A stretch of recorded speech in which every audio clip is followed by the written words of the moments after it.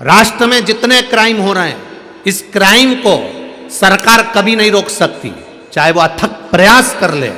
इस क्राइम को सरकार नहीं रोक सकती है, पर इस क्राइम को केवल एक मां रोक सकती है अपने बच्चे को संस्कार देकर।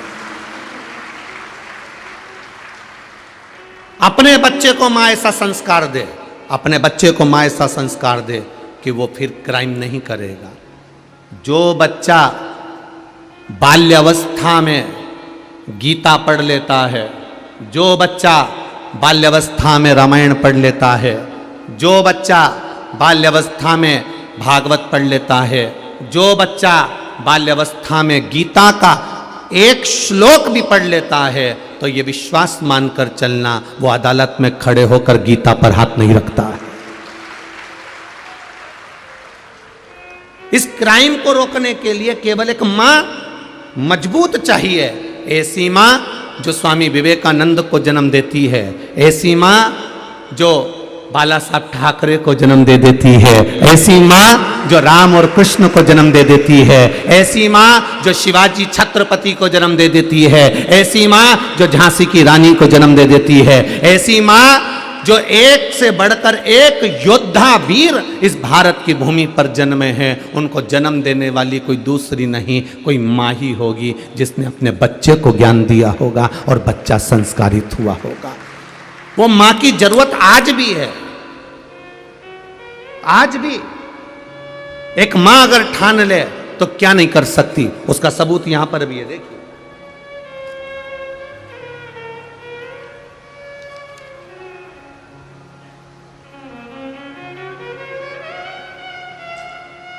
पहले इस बच्ची का विकलांग सर्टिफिकेट देख लीजिए कि इस बच्ची को माइंड में भी तकलीफ है, निशक्त व्यक्ति हेतु प्रमाण पत्र इस बच्ची का है, जो माइंड से भी खराब है, शरीर से भी खराब है, मुंह में से राल टपकती रहती है, हाथ पैर दुबले हैं। एक बच्चा जब जन्म लेता है कई बार माता के गर्भ से, तो बच्चे के साथ ऐसा क्रिम हो जाता है। कई बच्चे ऐसे आपने देखा होगा, पड़े रहते पलंग पर लेटे हुए हैं, टेढ़ी मुंडी हो रही है, चेहरा टेढ़ा हो गया, हाथ पैर टेढ़े होने लगे, मुंह में से राल टपकता रहता है, शरीर बेकार हो जाता है, निशक्त के अंतर। अब उस मां की, जिसने पत्र लिखा है, मेरा नाम अर्जुन राजकुमार सुगंधी है, मैं महाजना पेश बुरहानपुर का निवासी हूँ। कहीं बैठे हों तो हाथ हिला सकते हैं, जहाँ कहीं भी बैठे हों। अब बेटी का फोटो देखिए, जो बच्ची माइंड से और शरीर से बेकार है, उसका फोटो ये वाला। और बाबा ने जब कृपा करी इस बेटी के ऊपर, उस फोटो को भी आप देख लीजिए जो उसके बाजू में लगा हुआ।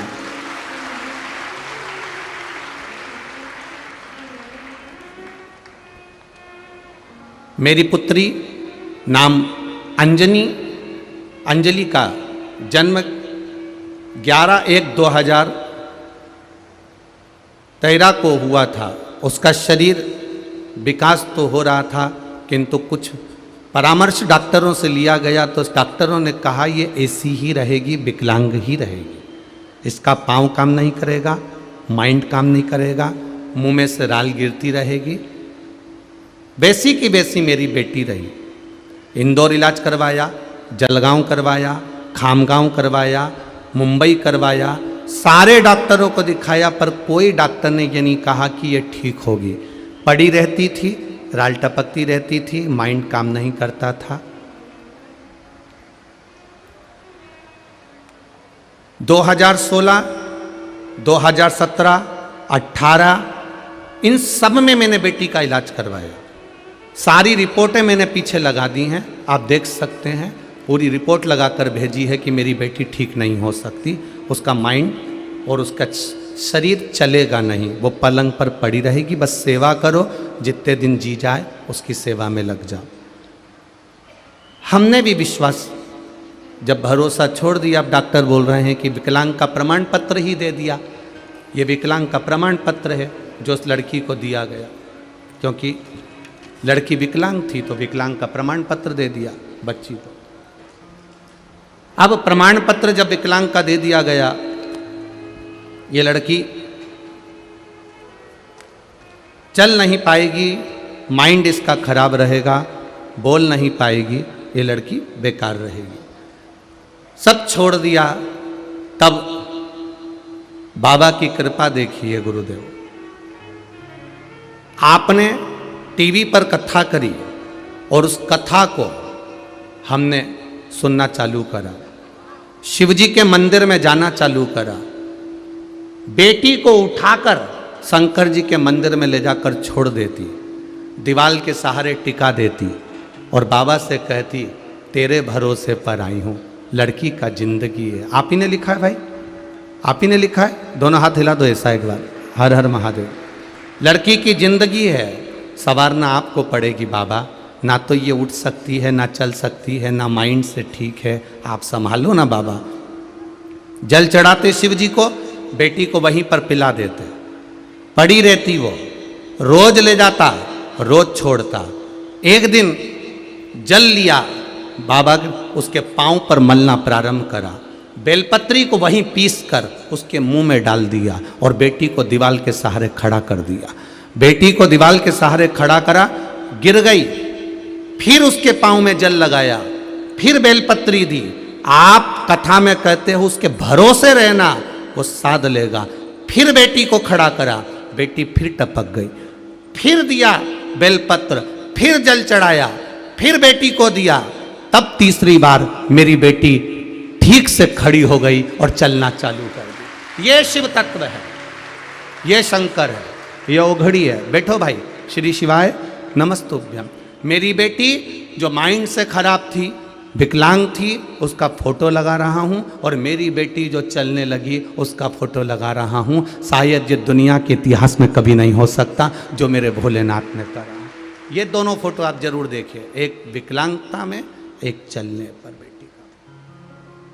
शिव तत्व है, ये दो फोटो लगा है, ये शंकर है, ये ओघड़ी है जिसको विकलांग का सर्टिफिकेट दे दिया गया, जिसका जीवन। और अब उसमें एक पत्र में लाइन लिखी है, मेरी बेटी का धीरे धीरे धीरे धीरे पाँव से चलना तो चालू कर दिया, अब माइंड ने भी काम करना प्रारंभ कर दिया। ये शिव तत्व है महाराज, ये ओघड़ी है। आप विश्वास के साथ अगर महादेव के मंदिर जा रहे हो, आप विश्वास के साथ शिव अर्चना कर रहे हो, आप विश्वास के साथ शंकर को मना रहे हो। अब इसमें कोई सियोर वाला महाराज नहीं आया है, और ना सियोर वाले महाराज ने कोई बेल दी, ना कोई भभूति दी, ना कोई तंत्र है, ना कोई मंत्र है, केवल आपका भरोसा, केवल भरोसा।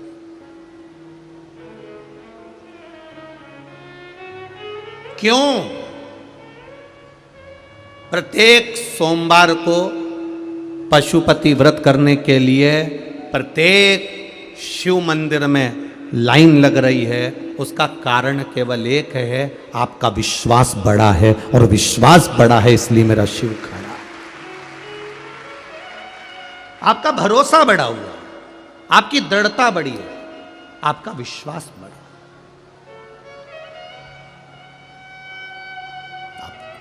करो भजन, विनय, विनम्रता और विवेक। धन बहुत हो जाए, सत्ता बहुत हो जाए, आप कुछ भी बन जाओ, चाहे किसी पद पर बैठ जाओ, पर अपनी विनम्रता को मत छोड़ना।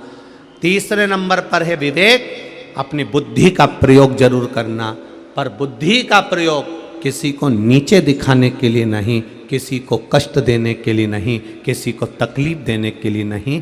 बुद्धि का प्रयोग, विवेक का प्रयोग किसी के जन कल्याण के लिए करना, किसी के जीवन के उद्धार के लिए करना, किसी के जीवन के आनंद सुख के लिए करना। ये विवेक का प्रयोग करें।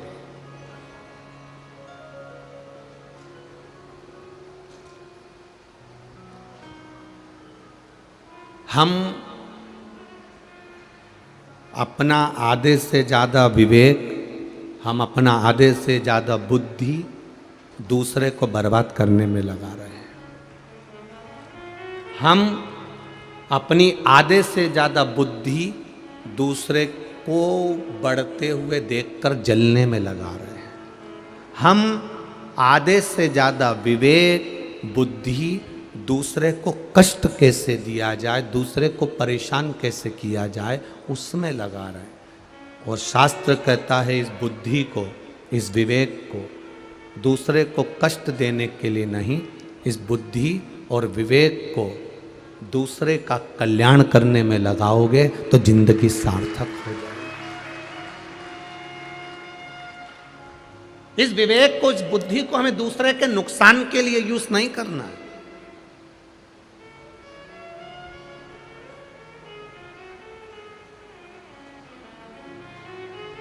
मेरी माताओं में वो गुण हैं, वो गुण भारत की माताओं के सिवा किसी में नहीं हो सकता, जो मेरी भारत की माताओं में गुण है। क्या गुण है मेरी भारत की माताओं में? कि दूध अगर फट भी गया, दूध अगर फट जाए, दूध अगर बेकार हो जाए, तो मेरी भारत की माँ उस फटे हुए दूध की भी मिठाई बनाकर अपने बच्चे को खिला देती है। वो गुण है भारत की माँ। सोचो, फटा हुआ दूध भी मेरी भारत की माँ उसको भी मिठाई बनाकर दूसरे के सामने परोस देती है। मेरी भारत की माँ एक फटे हुए दूध की मिठाई बनाकर अपने बच्चों को खिला देती है। ये मेरी भारत की माँ के भीतर गुण है, जो वो विद्वत्ता का गुण है, जो बेकार सामान को भी संसार के आगे चला देती है। वो मेरी भारत की माँ है, ये भारत की माता। ये गुण और कहीं नहीं मिल सकता। अमेरिका में, हॉलैंड में, इटली में कहीं नहीं मिलेगा। ये देने वाली मेरी भारत की मां।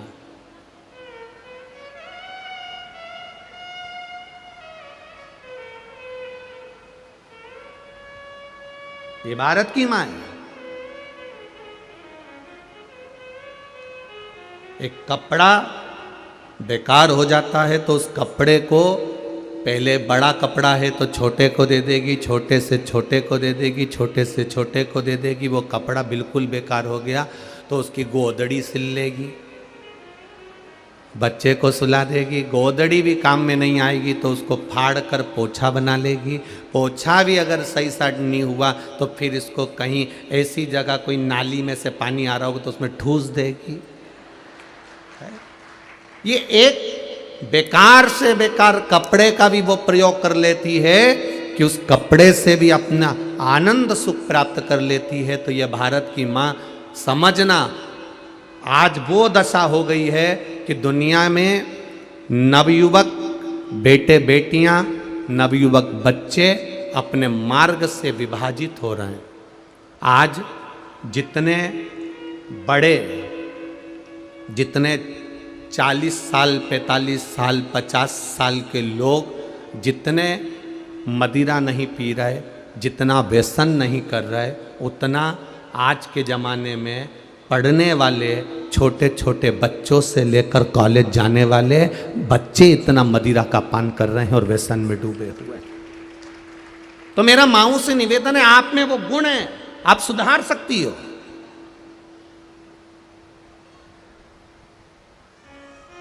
बस आपको अपने मुंह से बच्चों को छोड़ना पड़ेगा। जब बच्चा मुंह से छूट जाएगा तो फिर वो सुधरेगा।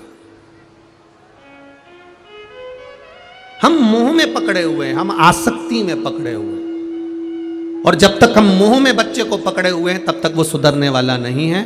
आसक्ति में पड़ा रहेगा, मुंह में पड़ा रहेगा, नहीं सुधर पाएगा। उसको सुधारने के लिए आपको कुछ ना कुछ ऐसा कर्म करना पड़ेगा जिससे वो संवर जाए।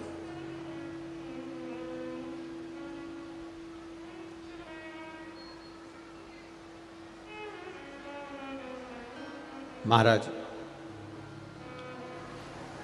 बहुत बुद्धिमान हो जाना, बहुत विवेकी हो जाना वो जरूरी नहीं, उसमें संस्कारों का गुण होना जरूरी है, उसमें संस्कार होना जरूरी है। तुम्हारा बच्चा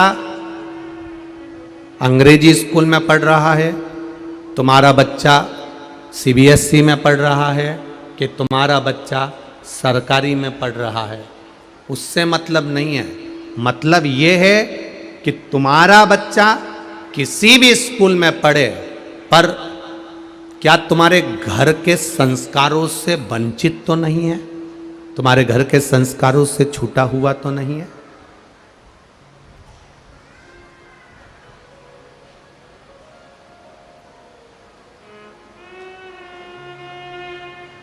कितना संस्कारों से विहीन कर दिया स्कूलों ने भी, कितना। आज के स्कूलों में तिलक लगाकर नहीं जा सकते, आज के स्कूलों में हाथ में मौली बांधकर नहीं जा सकते।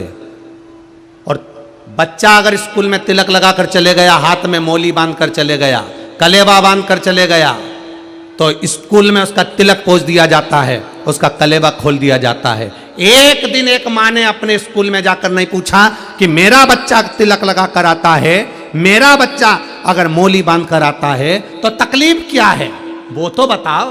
एक माँ ने स्कूल में जाकर नहीं पूछा कि तिलक से और मौली से तकलीफ क्या होती है। दुनिया के लोग भी तो कुछ ना कुछ लगा कर आते ही होंगे।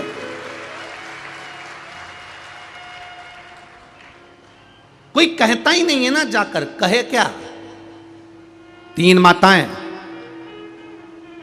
कुएं पे से पानी भर रही हैं, 3 माताएं कुएं पे से पानी भर रही हैं। एक बच्चा निकला, उसने हाथ हिलाकर कहा, मम्मी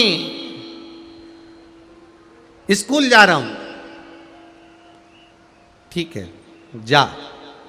मां पानी भरते भरते बोली, ये मेरा बेटा है, अंग्रेजी स्कूल में पढ़ता है।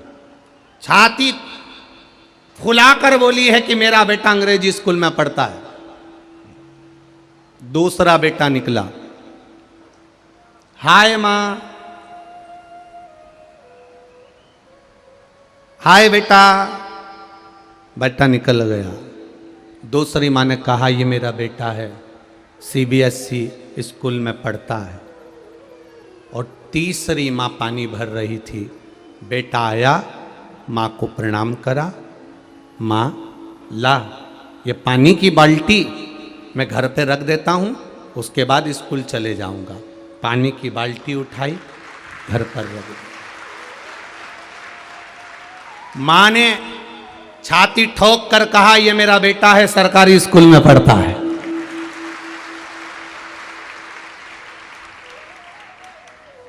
अपने बच्चों के लिए स्कूल वो चुनना जिसमें बच्चे को संस्कार मिलते हों, भेदभाव नहीं सिखाया जाता हो, गलत सीख नहीं देती हो। अपने बच्चों के लिए स्कूल वो चुनना जहां बेटे को थोड़ा संस्कार मिल जाए। वरना बेटा एलिफेंट में, बेटी है न्यूयॉर्क, और ब्राइट बच्चों के लिए हुआ बुढ़ापा डार्क। और काका क्या करोगे, ये रुपया कहाँ धरोगे, क्या करोगे इसे धन का। बेटा अमेरिका में बैठा है, बेटी न्यूयॉर्क में बैठी है, तुम कहां पर हो, फ्लैट में। बेटे मिले, शरीर में कष्ट आया, रोग आया, बीमारी आई, बाजू वाले बच्चों ने लाकर दवाई दे दी। पड़ोसी के बच्चे आकर पूछ लिए, आंटी कुछ ला दूं, अंकल कुछ ला दूं, आपको खांसी चली, आपको दवाई ला दूं, आपको ये हुआ, आपको ला दूं। पड़ोसी के बच्चे तुम्हें हॉस्पिटल लेकर जा रहे हैं, पड़ोसी के बच्चे तुम्हें डॉक्टर के पास लेकर जा रहे हैं, पड़ोसी के बच्चे तुमको ले जाकर दिखा रहे हैं। और बच्चे कब आते हैं, जब बूढ़े माँ बाप अपने प्राणों को छोड़ जाते हैं। आएंगे, प्रॉपर्टी बेचेंगे, पैसा लेंगे, वापिस चले जाएंगे। और बाजू वाले ने सेवा कर कर कर मर गया। और इतनी आसक्ति बूढ़े लोगों की भी, बुजुर्गों की भी आसक्ति इतनी ज्यादा, मेरा बेटा मेरी बहू, मेरा बेटा मेरी बहू, मेरा बेटा मेरी बहू। कोई पूना में रह रहा, कोई मुंबई में रह रहा, और जो पास में रहकर तुम्हें रोज हॉस्पिटल ले जा रहा, सब्जी लाकर दे रहा, दूध की थैली लाकर दे रहा, सामान लाकर दे रहा, अगर 1 रुपया उस पर ज्यादा चले जाए तो मन में सोच लेती चोटा है, और वो आएगा तो वो चोटे से कम है, तू मरेगी तब आएगा और लेकर सब चले जाएगा। काहे की जिंदगी जी रहे तुम? अकेले पड़े हो, अकेले, इतना बड़ा फ्लैट, अकेले, पति पत्नी, डोकरा डोकरी दोनों रह रहे, अकेले। क्या करोगे धन का? क्या करोगे संपदा का? किस काम की वो दौलत? 4 कंधे, 4 डंडे और 40 कंडे, ये तो कोई भी दे देगा तेरे मरने पर। कौन के लिए जी रहे हो फिर? कौन देगा? किसके लिए जी रहे हो? कोई भी आएगा दे देगा। अब बच्चे वो होना चाहिए जो तुम्हारे कहने पर चले, बच्चे वो होना चाहिए जो तुम्हारे संस्कारों से पोषित हो। आज की औलाद माँ कह दे कुछ और बेटा जाए वहां, आज की औलाद माँ कहे कुछ और बेटी जाए वहां। ऐसी औलाद के लिए कमा रहे, तो फिर क्या गलत किया महाराज? दुनिया के लोग हाथी के लिए घर बनाते हैं, गाय के लिए गौशाला बनाते हैं, कुत्ते को रखने के लिए घर बनाते हैं, तोते को रखने के लिए घर बनाते हैं, चिड़िया को रखने के लिए घर बनाते हैं, पक्षी को रखने के लिए घर बनाते हैं, मक्खी को रखने के लिए घर बनाते हैं, पर दुनिया के लोग गधे को रखने के लिए घर नहीं बनाते। पर आज के जमाने में ऐसे ना जाने कितने लोग हैं जो गधे के लिए बंगला बना रहे हैं।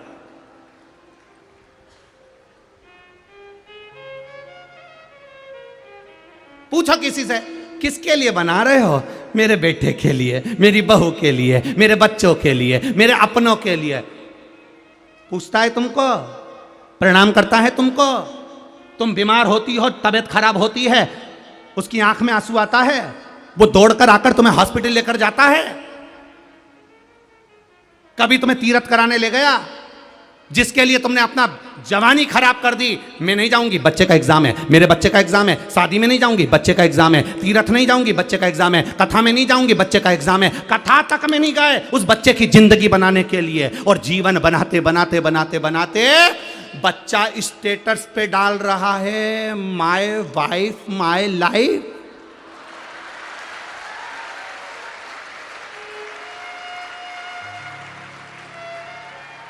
और जिसकी पूरी जिंदगी लाइफ चली गई, जिसका पूरी लाइफ निकल गई तेरी लाइफ बनाने में, और तू लिख रहा है माय वाइफ माय लाइफ। अरे डूब मरो रे, ताप्ती में पानी हो तो लिया आओ। काहे की जिंदगी है तुम्हारी? किस जीवन में जी रहे हो? किस अनुभव में जी रहे हो?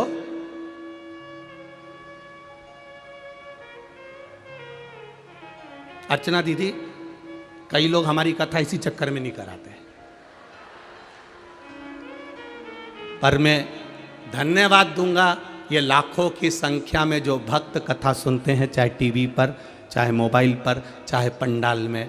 मेरी माँओं को मैं अच्छे से जानता हूँ कि तुम्हारे बेटे से तुम क्या सुनना चाहती हो, इसलिए मेरी माँ इस कथा में आती है, मेरे भाई इस कथा में आते हैं। आज की पीढ़ी को सुधारना है हमको। कई लोग कहते हैं तुम्हारी कथाओं में बूढ़े बूढ़े लोग क्यों नहीं जाते? सब नवयुवक बेटा बेटी कथा में जाके बैठते हैं, तो बूढ़ों को कथा सुनाकर करूंगा भी क्या? अब तो उनकी जाने की तो उम्र हो गई। कथा सुनाऊं नवयुवक पीढ़ी को, जो आगे बढ़ेगी, अपने बच्चों को बढ़ाएगी।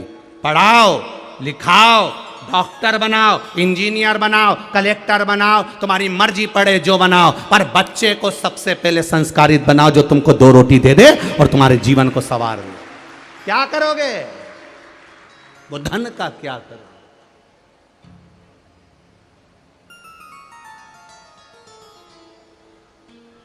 ये हरिद्वार काय के लिए बना है?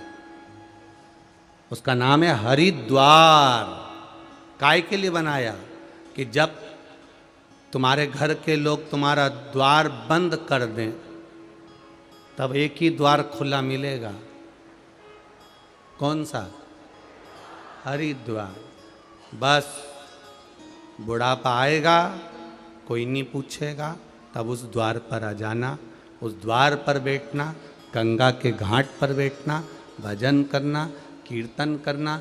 कई लोग कहते हैं हरिद्वार का मतलब क्या हरिद्वार जाना है? नहीं, किसी शिवालय में जाकर 15 मिनट भी बैठ गए तो हरिद्वार के बराबर फल प्राप्त होता है। बैठ जाओ हरि के चौखट पर, परमात्मा के द्वार पर जाकर बैठ जाओ। साध लेगा वो, साधेगा। जो दुनिया में कोई नहीं कर सकता वो महादेव कर सकता है। एक पत्र आया है, वो पत्र देखिए। इस पत्र को सुनकर आप भी आश्चर्य में पड़ जाओगे। मेरे को तो बरहानपुर में पत्र भी बड़े विशेष विशेष आए। बरहानपुर के जो पत्र हैं वास्तव में बड़े विशेष विशेष पत्र आए हैं। नाम है वंदना भारत पवार, हीरावाड़ी पंचवटी, जिला नासिक, महाराष्ट्र की रहने वाली हूँ। कहीं बैठी हो तो हाथ हिलाइएगा। आप ही हैं? दोनों हाथ हिला दो ऐसे। श्री शिवाय नमस्तुभ्यम। मेरे बेटे की शादी को 9 साल हो गए थे, कोई संतान नहीं हुई थी। बहू का बहुत इलाज भी करवाया, पर डॉक्टर ने कहा था इसको संतान का सुख नहीं है। इलाज कराते कराते बहू का मासिक धर्म आना बंद हो गया। 2-3 साल तक मासिक धर्म भी नहीं आया। अब तो मासिक धर्म नहीं आ रहा था तो बहू गर्भ से भी नहीं हो सकती थी। डॉक्टरों से इलाज करवाया पर कोई फायदा नहीं लगा। तब किसी ने कहा कि सियोर वाला महाराज कहता है सफ़ेद आंकड़े की जड़ कमर में बांध लो शिव जी पर, तुम रुक्केश्वर महादेव का नाम लेकर, तुम रुक्का जी का नाम लेकर पशुपति व्रत चालू कर दो। बस मासिक धर्म आ नहीं रहा था। 9 साल शादी को हो गए, संतान थी नहीं। अब सोचा इतने सारे महाराज टीवी पर आते हैं, सब कुछ ना कुछ बताते रहते हैं, ये भी ऐसा ही होगा। कमाने के लिए कुछ भी कर सकता है व्यक्ति, तो ये भी ऐसे ही होगा। तो हमने तो विश्वास पहले करा नहीं, फिर हमने पशुपति व्रत पहला सोमवार करा। और पहला सोमवार का पशुपति व्रत कर कर हमने जब पशुपति व्रत धारण करा, व्रत धारण करने के बाद मेरा पेट दुखना प्रारंभ हुआ। इतना पेट दुखा, इतना पेट दुखा। हमने हमारे पास वालों से पूछा क्या पशुपति व्रत करने वाले का इतना पेट दुखता है क्या? इतना पेट दुखता है? पेट दुखते दुखते दुखते दुखते ही हम घर के लोग मुझको डॉक्टर के यहाँ ले गए। डॉक्टर के यहाँ लेकर गए तो डॉक्टर ने कहा तुम्हारा मासिक धर्म कब से नहीं आया? कहा महाराज जी 2-3 साल हो गए। अच्छा, तुम्हारे पेट में एक गांठ हो गई है, एक गोला हो गया। गोला हो गया? हाँ, परंतु पहला पशुपति व्रत करा है संतान के लिए और पेट में गांठ हो गई। ये तो बड़ा दुख की बात है। क्या करूं मैं? प्रसाद का एक हिस्सा घर के अंदर ही रखा रहा। हम डॉक्टर को दिखाते रहे। डॉक्टर ने कहा प्रसाद बाद में खाते रहना, पहले एक जांच कराओ। अब वो जांच कराई तो उसमें वो गोला बताया गया। सोनोग्राफी में गोला आया। गोला आया। गोला आने के बाद में हम दूसरे डॉक्टर को दिखाने के लिए फिर वो गोले की जांच कराने के लिए दूसरी जगह ले गए। उन्होंने कहा सोनोग्राफी कराओ। हमने फिर सोनोग्राफी कराई। गुरुजी ये वही एक प्रथम सोमवार का दिन था, पहला पशुपति व्रत था, और दूसरी सोनोग्राफी कराई तो वहाँ का डॉक्टर कहता है ये बताओ कि पेट तो दुखेगा ही आपका। पेट क्यों नहीं दुखेगा? आपके पेट में 7 महीने का बच्चा तुम्हारे गर्भ में है। तो बच्चा आया है, ले आओ जरा, ले आओ ले आओ लाओ लाओ।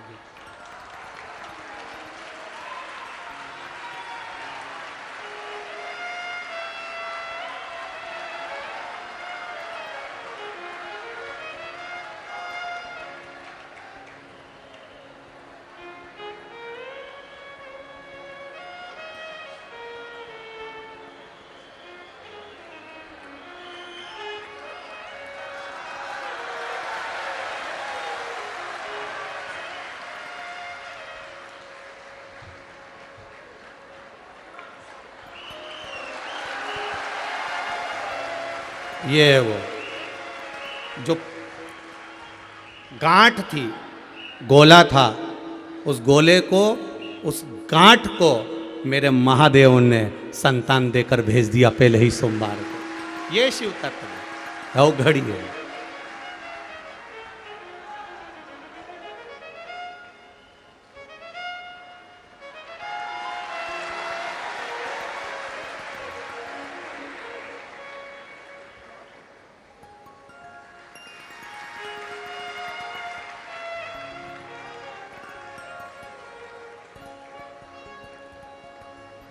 ये मेरे शिव का प्रसाद है गुरुजी, जो पहले सोमवार को ही मेरे बाबा ने दे दिया। शिव तत्व इसी को कहते हैं। भाग्य लिखने वाला देवता होता है, और भाग्य बदलने वाला मेरा महादेव होता है। वो कब बदलता है, कैसे बदलता है, ये वही जान सकता है, उसके सिवा कोई नहीं जान सकता। कौन जाने? शंभु शरणे पड़ी, मांगू घड़ी रे घड़ी, दुख काटो दया करी दर्शन आपो। ये तेरी कृपा, ये तेरे बल पर जी रहा हूं, तेरी उदारता जो तू कर सकता है, वो दुनिया का कोई व्यक्ति नहीं कर सकता। ब्रह्मा, थोड़ा बढ़ा के रखो, प्रेशर खोलिए थोड़ा सा। ब्रह्मा ब्रह्म लोक में रहते हैं, भगवान विष्णु वैकुंठ लोक में रहते हैं, और मेरा देव अधिदेव महादेव ये मृत्यु लोक में रहता है। जो पास में रहता है वो तुरंत सुनता है। एक बहू पूना में रहती है और एक बहू तुम्हारे पास रहती है। तुम्हारी दुख की घड़ी में सबसे पहले कौन सी बहू आएगी? पास वाली। पूना वाली तो फोन पे बोल देगी मम्मी चिंता मत करो, पर दवाई देने, डॉक्टर को दिखाने, उसको बताने के लिए पास में कोई है। उसी तरह मेरा महादेव तुम्हारे पास में कंकर शंकर में समाया बैठा है, जो दुख तुम्हारा निकाले।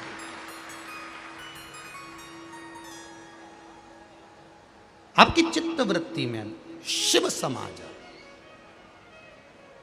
विनय, विनम्रता और विवेक, ये तीनों प्रबल हो। विवेक, बुद्धि का प्रयोग, हमें किसी को कष्ट नहीं देना, बुद्धि के प्रयोग से हमें किसी को दुख नहीं देना है। बुद्धि से हमको जनमानस का कल्याण करना, संपूर्ण विश्व का कल्याण। आए हो मृत्यु लोक में, तो इस मृत्यु लोक का सुख भोगते हुए परमात्मा का भजन, परमात्मा का स्मरण करते हुए चलो। सुख भोगते हुए परमात्मा का भजन करते हुए चलो।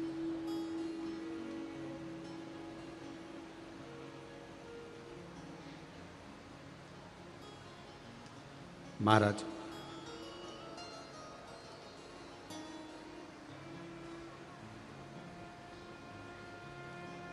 एक बात शिव महापुराण के अपने जीवन में उतार कर रखिएगा।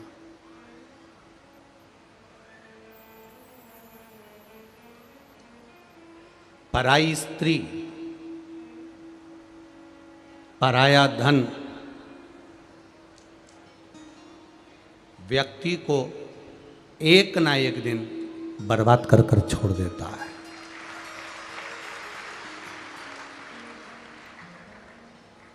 जो पराई नारी पर अपनी दृष्टि देता है और पराये धन पर जो अपनी दृष्टि देता है, उसकी जिंदगी बर्बाद होने में देरी नहीं लगती। आप ये सोच सकते हो कि मुझे कोई नहीं देख रहा, इसलिए मैंने इसका ये धन रख लिया, इसकी दौलत रख ली, इसका सामान रख लिया, उससे उसका सुख नहीं है। चोरी करने वाला व्यक्ति कथा में आता है, ऐसा नहीं है कि चोट्टे यहां नहीं आते, चोट्टे भी आते हैं। चोरी करने वाला व्यक्ति आपकी चेन पर दृष्टि रखता है, आपके मंगलसूत्र पर दृष्टि रखता है, आपके सामान पर दृष्टि रखता है, और वो कैसा भी आइडिया लगाकर तुम्हारे गले से तुम्हारे सामान को लेकर चला जाता है। वो आइडिया लगाएगा, वो कैसे ना कैसे तुम्हारे सामान को ले जाएगा। चोरी करने वाला।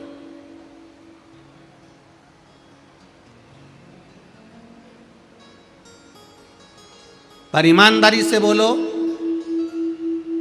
ये चोर ऐसी ना जाने कितनी कथाओं में गए होंगे और ना जाने कितनी कथाओं में इनने चोरी करी होगी।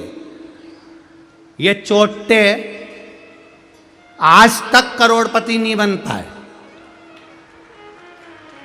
आज तक भी ये चोटे की चोटे ही रही है। और जिनकी चेन चली गई, जिनका मंगलसूत्र गया, जिनका सामान गया, वो 1 साल में 1.5 साल में पहले 2 तोले की थी, अब की 2.5 तोले की ली आई शिव की कृपा से। और ये चोटे चोटे ही रही है। ये फिर अगली जगह पहुंच गए, फिर चोरी करते रहे। ये नहीं अब इतनी चोरी करी थी, ने चैन आ गई, ने सामान आ गया, ने वैभव आ गया, ने दौलत आ गई, ने संपदा आ गई, ने सत्ता आ गई, ने इतना सब कुछ इनको प्राप्त हो गया। फिर तो इनको अच्छा पैसे वाला बन जाना था, फिर तो इनको अच्छा वैभवपति बन जाना था, फिर तो इनको अच्छा धनपति बन जाना था, पर नहीं सुधरे।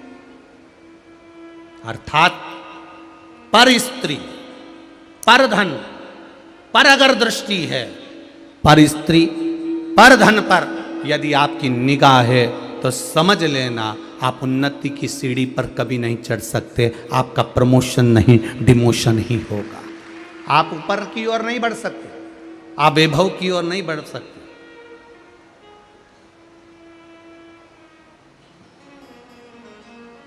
नहीं मिला गुरु द्रोणाचार्य को एक गाय नहीं मिली अपने राजा द्रुपद के यहां से, एक गाय नहीं मिली, बल्कि द्रुपद ने उनका अपमान कर दिया। बेटा देख रहा है, बेटा उनको देख रहा है कि ये राजा के दरवाजे पर, राजा के द्वार पर, राजा की चौखट पर मेरे पिता का अपमान हुआ है, मेरे पिता का अपमान हुआ है, ये देख रहा।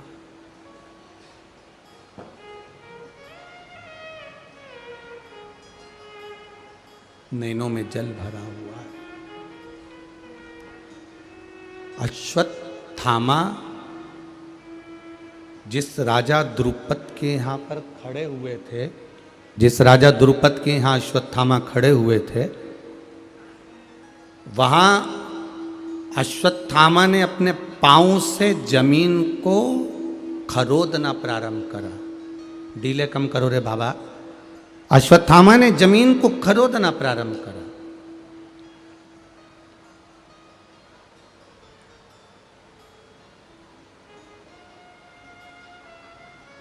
जब अश्वत्थामा ने जमीन को खरोदना प्रारंभ करा, जमीन को खरोद रहा है पांव से, क्योंकि क्रोध आ रहा है, गुस्सा आ रहा है।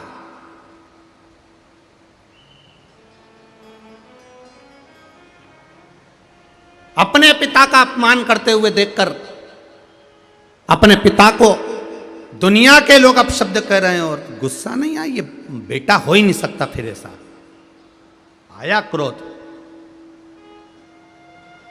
बहुत क्रोध आया।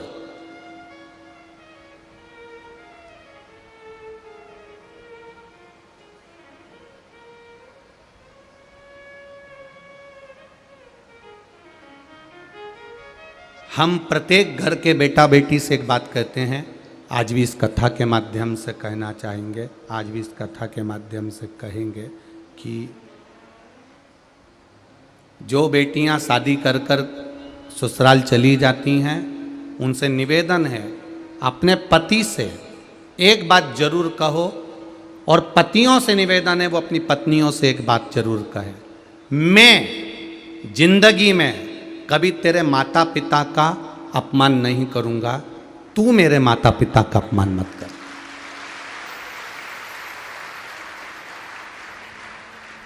मैं तेरे माँ बाप को कभी एक शब्द नहीं कहूंगा, मैं तेरे माता पिता को कभी आड़ा टेढ़ा नहीं कहूंगा, मैं तेरे माता पिता को कभी एक शब्द नहीं कहूंगा। पति अपनी पत्नी को वचन दे कि मैं तेरे माता पिता को एक शब्द नहीं कहूंगा, एक शब्द आड़ा टेढ़ा नहीं कहूंगा। पर तेरे माँ बाप के प्रति जितना मैं समर्पित रहूँगा, अपनी वाणी पर कभी गलत संबोधन नहीं लाऊंगा, ऐसा ही संबोधन तेरी वाणी से मेरे माता पिता के लिए भी होना चाहिए कि कोई गलत शब्द ना आए। ये हम आपस में विवाह करे हैं तो सम्मान के शब्दों का प्रयोग करिए।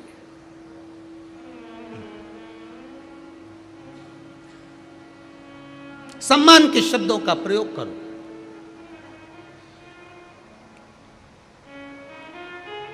और जब हम सम्मान के शब्दों का प्रयोग करेंगे तो एक आनंद की अनुभूति अपने आप हो जाएगी।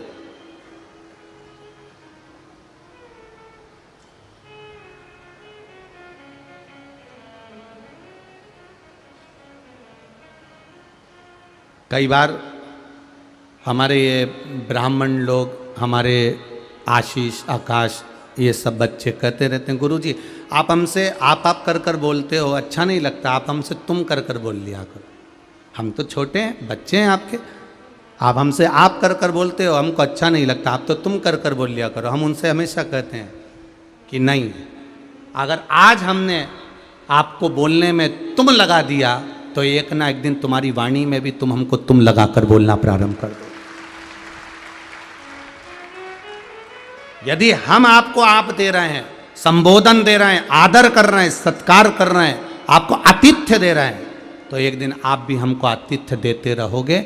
जिस दिन इस वाणी का खेल गड़बड़ होगा उस दिन सब नष्ट हो जाएगा। आप से तुम पर आए तो सब बर्बाद हो जाएगा। आप आदर करिए, सम्मान करिए, सत्कार करिए, आप रहो।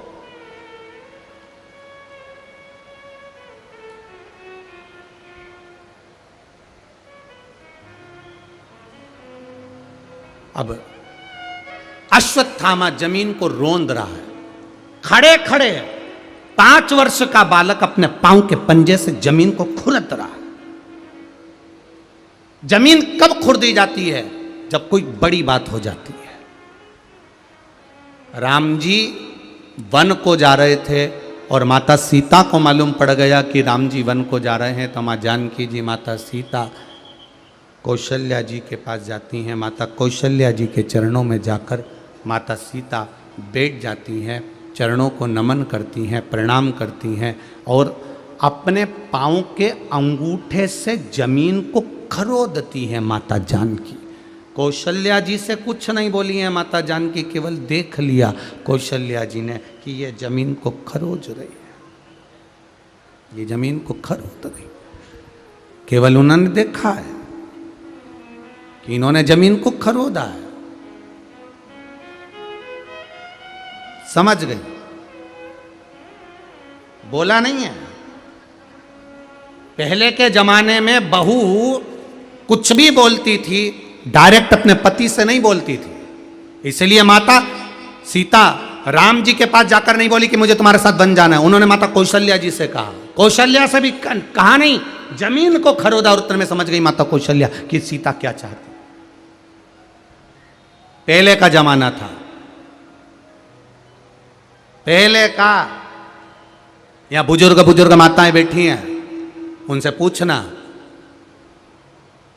ये अपने ससुर से कभी नहीं बोलती थी कि मुझे ये चाहिए।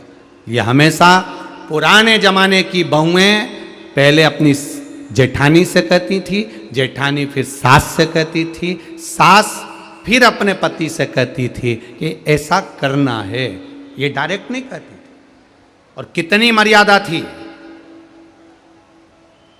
सास ससुर अगर बाहर बैठे हैं तो बहुएं बाहर नहीं आती थी। पति से तो कह भी नहीं सकती थी, इतनी मर्यादा थी। और माँ बाप के होते हुए बेटा खुद अपने बच्चे को गोदी में भी नहीं ले सकता था, क्योंकि मेरे माता पिता बैठे हुए हैं। इतनी मर्यादा थी। और एक आज का समय, बहुओं को कुछ भी कहना है, पति बाहर खड़ा है, सास ससुर बैठे हों, रिश्तेदार बैठे हों, उसे कोई मतलब नहीं। वो तो आई, सिर पे पल्लू लिया, कोनी मारी, जरा किचन में आओ, वो रसोई घर गई और वहाँ जाकर कहा कि मेरे को ये सामान ला देना। पहले कितना था कि पहले उससे कहो, फिर वो उससे कहे, फिर वो उससे कहे, फिर वो उससे कहे, फिर वो उससे कहे। जब सब जगह कह दे तब जाकर फिर वो बात सफल। कितनी मर्यादा है। जमीन को अश्वत्थामा खरोद रहे जमीन। जब जमीन को अश्वत्थामा ने खरोदा, गुरु द्रोणाचार्य अश्वत्थामा के बात को स्मरण को जान गए। गुरु द्रोणाचार्य अश्वत्थामा को देख लिया उन्होंने, मेरा बेटा गुस्सा कर रहा है इसलिए तो जमीन खरोद रहा है। बेटे का हाथ पकड़ा, जाने लगे। राजा द्रुपद ने आवाज लगाया गुरु द्रोणाचार्य को, ए द्रोण सुनो, किसी राजघराने में जाना तो राजा से कैसे बात करना चाहिए सीख कर जाना। गुरु द्रोणाचार्य ने पलटकर राजा द्रुपद को देखा तो गुरु द्रोणाचार्य कुछ नहीं बोले। अश्वत्थामा तब बोले, मेरे पिता एक राजा के पास में नहीं आए थे, मेरे पिता एक मित्र से मिलने के लिए आए थे। मित्र से मिलने के लिए आए थे। आवाज क्या, आज साउंड ठीक नहीं चल रहा तुम्हारा। मेरे पिता राजा से मिलने के लिए नहीं आए, मेरे पिता एक मित्र से मिलने के लिए आए।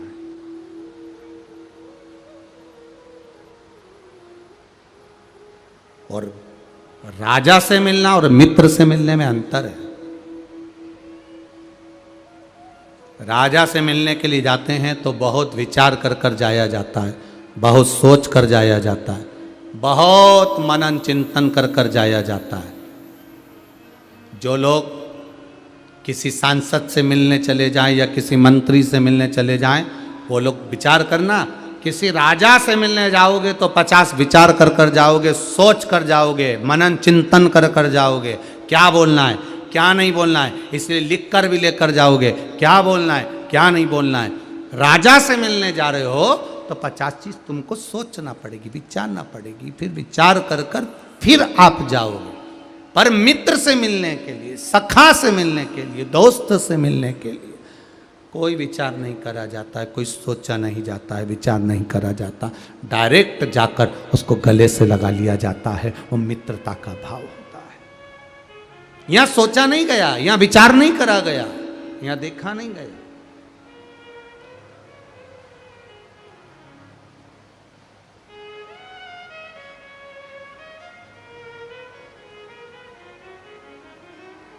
मेरे पिता एक राजा से मिलने के लिए नहीं आए, मेरे पिता एक मित्र से मिलने के लिए आए।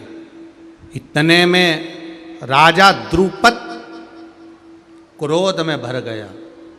और राजा द्रुपद जब क्रोध में भरा, बहुत क्रोध राजा द्रुपद को आ गया, बहुत क्रोध।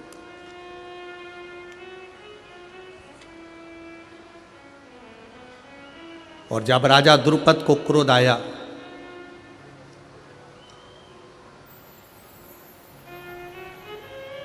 बोले नहीं राजा द्रुपद तब कुछ भी।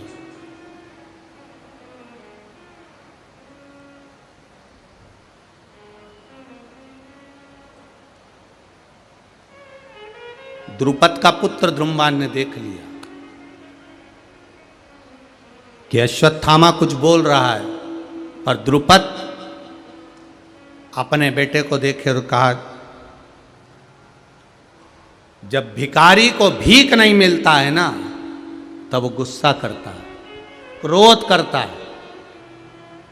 आज गुरु द्रोणाचार्य की आंख से आंसू बह रहे हैं, नेत्रों से जल बह रहा है कि मैं कहां गाय मांगने के लिए आ गया, वो भी इस द्रुपद के दरवाजे पर। इतना प्रेम था राजा द्रुपद से, इतना प्रेम था, इतना प्रेम था। और आज मेरी बुद्धि मारी गई जो गाय मांगने के लिए मैं राजा द्रुपद के यहां गया।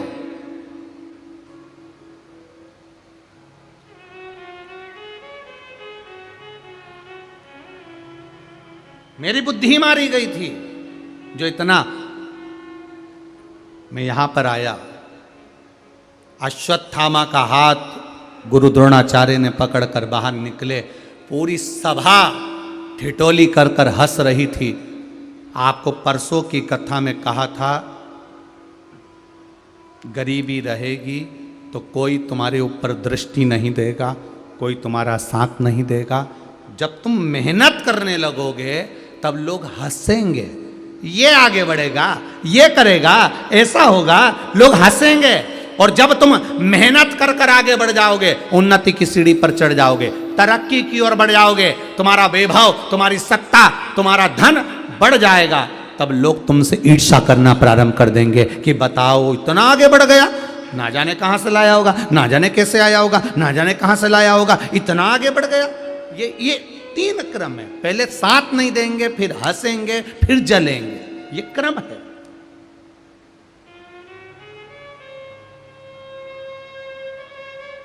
और जले जले तो क्या किसको रोइए, चादर तान के सोइए। अपने को क्या करना, आग लगे बस्ती में, बोलो जम के बोलो जरा, अपन रहो मस्ती, अपने को क्या करना। पर एक चीज शिव महापुराण की सीख कर जाना, कच्चे मकान में रहो चाहे पक्के मकान में रहो, बस से रहना सीख जाओ तो जिंदगी का सारा सुख आपका है, सारा सुख आपका है। कई लोगों का पक्का मकान है, बंगला है, गाड़ी है, राजसी ठाट है, उसके बाद भी सुख नहीं, तो उससे तो कच्चे मकान में रहने वाला रोज गद्दा बिछाता है, सोता है, लपेट के फिर रख देता है और आ जाता है, वो सुखी है तुमसे। मकान कैसा भी हो, कैसा भी, पर प्रेम होना चाहिए। मकान कैसा भी हो उसमें प्रेम होना चाहिए, और मसान कैसा भी हो उसमें अग्नि होना चाहिए, तभी जाकर कहीं ना कहीं जीव का गति पहुंच सकती है। महाराज, आप जिस मकान में रहें उसमें आपका यदि प्रेम नहीं है, यदि आपकी वात्सल्यता, यदि आपकी करुणता नहीं है, तो उस मकान का कोई कारण नहीं महाराज, फिर उसका कोई सुख नहीं, उसका कोई आनंद नहीं। अश्वत्थामा चले, पिता के साथ घर पहुंच गए। घर पहुंचकर आज अश्वत्थामा ने अपने पिताजी के गोदी में बैठे और गोद में बैठकर पिता से कहा, पिता जी से कहते हैं अब किसी मित्र के यहाँ नहीं जाना, किसी से मांगने नहीं जाना। अश्वत्थामा ने कहा, अब जिसने जन्म दिया है उसके दरवाजे पर जाना है, अब उसकी चौखट पर जाना।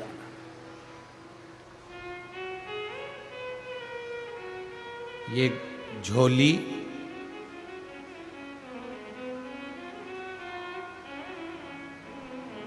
उसके आगे फैलाना जो दिल से, मन से देने का भाव रखता हो। किसी, चाहे परिवार वाला हो, नातेदार हो, रिश्तेदार हो, कुटुंब वाला हो, वैभव वाला, किसी के पास नहीं, जाओ परमात्मा के पास एकदम स्वतंत्र।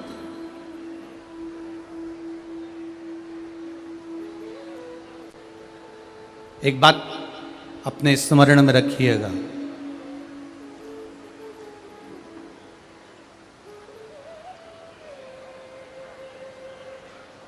बच्चे को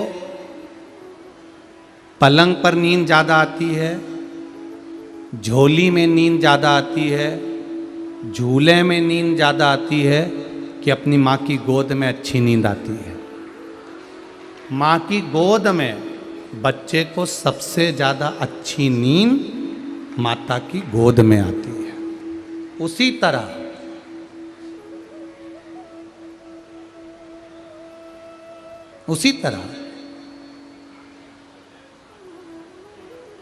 जैसा बच्चा माँ की गोद में बैठने के बाद स्वतंत्र हो जाता है, एकदम अपने शरीर को छोड़ देता है कि अब मैं माँ की गोद में अपने शरीर को छोड़ दिया हूँ, माता की गोद में मैंने ये शरीर छोड़ दिया है, अब मैं अलमस्त होकर सो रहा हूँ। अब मुझे कोई चिंता नहीं, कोई फिक्र नहीं, कोई डर नहीं, कोई भय नहीं, कोई तकलीफ नहीं, कोई कष्ट नहीं। हमें माता की गोद में मैंने सब छोड़ दिया है।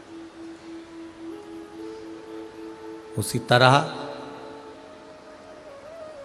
आप जब परमात्मा की कथा में जाएं, शिव मंदिर जाएं, राम मंदिर जाएं, कृष्ण मंदिर जाएं, या भगवान की चौखट पर जाएं, या गुरु के पास में जाएं, सदगुरु के चरणों में जाएं, निर्भज्ञ हो जाओ, एकदम भय से मुक्त, कि अब मैंने परमात्मा के भरोसे सब कुछ छोड़ दिया है। अब वो साध ले, अब हमको भटकना नहीं है, अब हमको कहीं भ्रमित नहीं होना।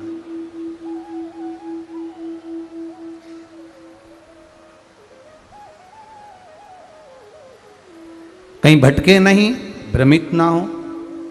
ये गूंज आ रही है ना, इसको देखो, घून घून घून घून घून घून कर रहा है।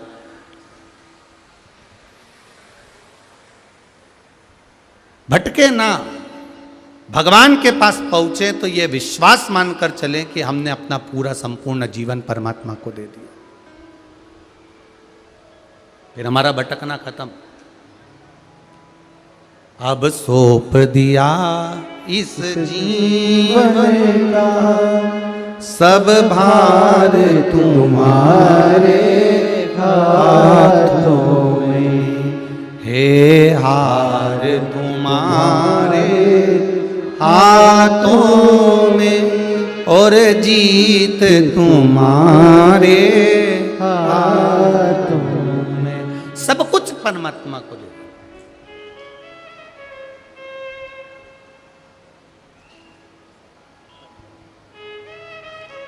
हम टेंशन हम लेते हैं, चिंता हम करते हैं, दुख हम झेलते हैं, कष्ट हम झेलते हैं, पर हम एक निवेदन करना चाहेंगे, दुख तुम्हारा है, कष्ट तुम्हारा है, तकलीफ तुम्हारी है, चिंता तुम्हारी है, जो कुछ भी है वो तुम्हारा है, पर तुम उस चिंता को, उस तकलीफ को, उस दुख को, उस कष्ट को परमात्मा को देकर चलो। ये सब तेरा दिया हुआ है, इसलिए तुझे समर्पित है। तुमने दिया है इसलिए तुम्हें समर्पित है। हमारा कुछ था ही नहीं। माता के गर्भ से जन्म लिया था, कुछ लेकर आए थे क्या? बरहानपुर के लोग लाते हो तो बात दूसरी है। हमारे इधर तो नहीं होता कि कुछ लेकर आए। परमात्मा ने कितनी सुंदर व्यवस्था करी है, कितनी सुंदर व्यवस्था।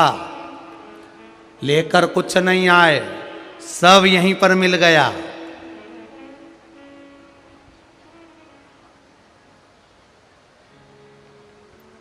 और जाओगे, फ्रिज ले जाओगे, वॉशिंग मशीन नहीं,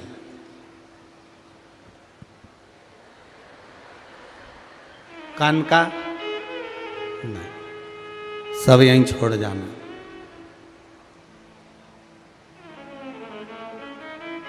कभी कभी एकांत में बैठकर विचार करना कि अपन नीचे आए और वापिस गए, ऐसा नहीं लगता जैसे किसी 5 स्टार होटल में अपन इतने दिन रुके थे।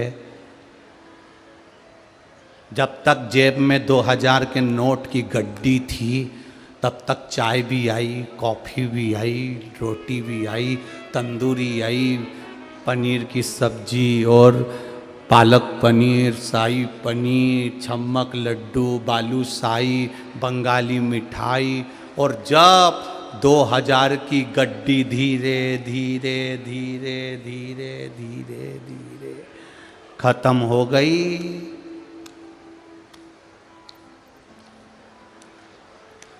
चाय आना बंद, रोटी आना बंद।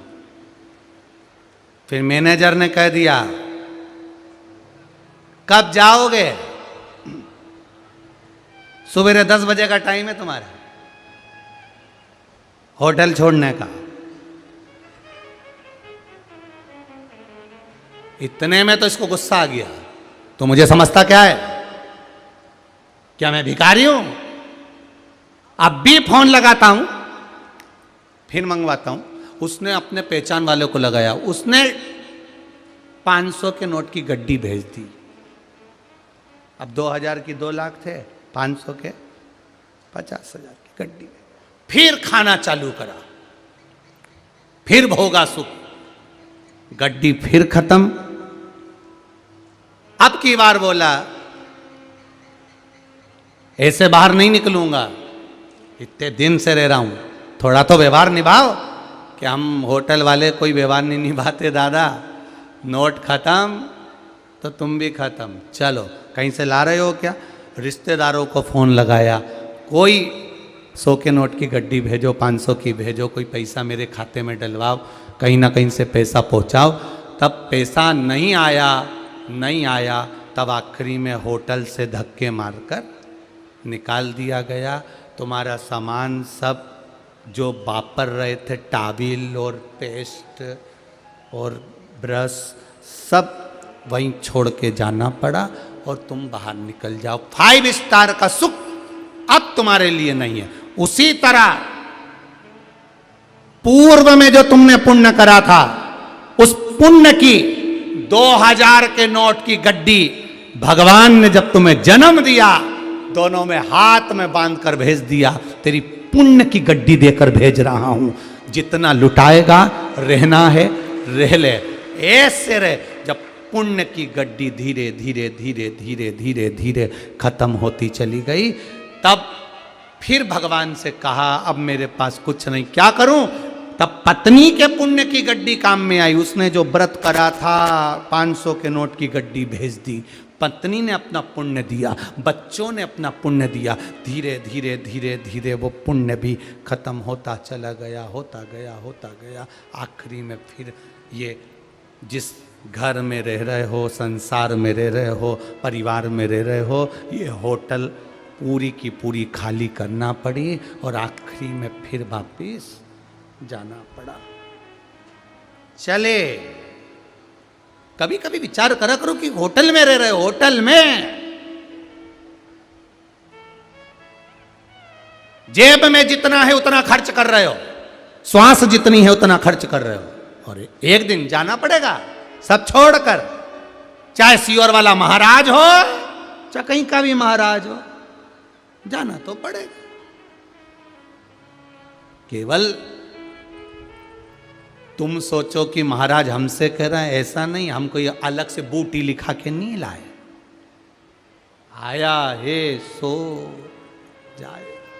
कोई किसी का भरोसा नहीं, कब प्राण छूट जाए, कब ये शरीर रह जाए, कब ये शरीर समाप्त हो जाए, किसका भरोसा? बस अगर विश्वास प्रबल किया है, भगवान पर भरोसा प्रबल किया है, दृढ़ता प्रबल की है, तो वो देता। एक पत्र आया, देखिए,